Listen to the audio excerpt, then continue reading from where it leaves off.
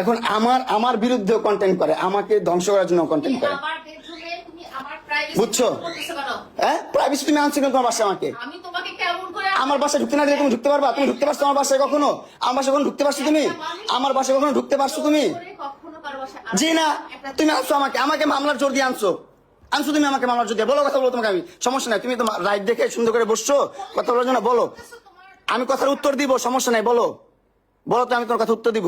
তুমি তোমার বেডরুমে আনছো, তোমার বেডরুমে অ্যাক্সেস, হ্যাঁ, তোমার বেডরুমে ঘুম পাড়াইছো আমাকে সারা রাত তুমি আমাকে, অবশ্যই।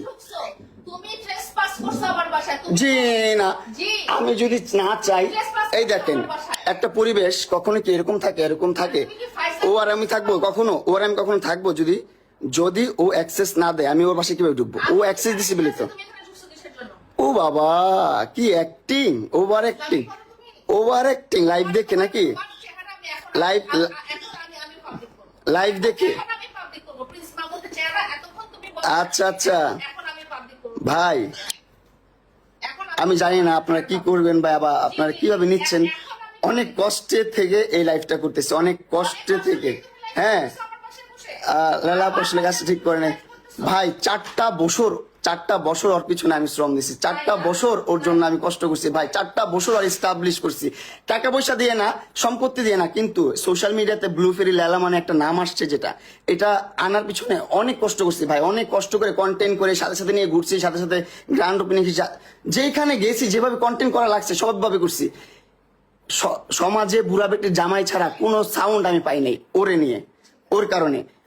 ওর কারণে এই একটা খারাপ নাম আমার জীবনে চলে আসছে। বুড়া বেটির জামাই, টাকা লোভে বিয়ে করছে।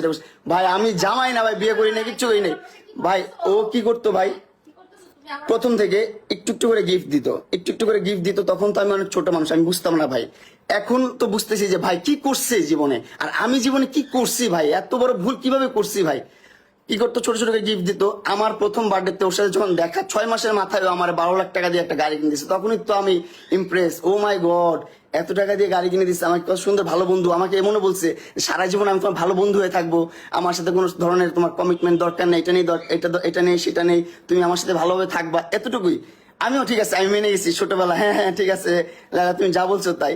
কিন্তু এখন দিন শেষে এসে যখন আমি আমার মতো মুভ অন করতে গেছি, তখন দেখি ও আমাকে মামলা মোকদ্দমা দিয়ে এটা ওইটা সেটা করে, ক্ষমতার অপব্যবহার করে আমার জীবনটা হেল করে দিছে ভাই, নষ্ট করে দিচ্ছে জীবনটা ভাই। আমার জীবনটা নষ্ট করে দিচ্ছে কেন ভাই? আমি পান্তা ভাত খেয়ে থাকলো, বস্তিতে থাকলো, রাস্তায় থাকলো, অনেক সুখে থাকতাম ভাই, অনেক ভালো থাকতাম ভাই। এইরকম প্যারা নিয়ে থাকতাম না ভাই। আমি বহুত কষ্টে আছি ভাই, বহুত যন্ত্রণায় আছি ভাই।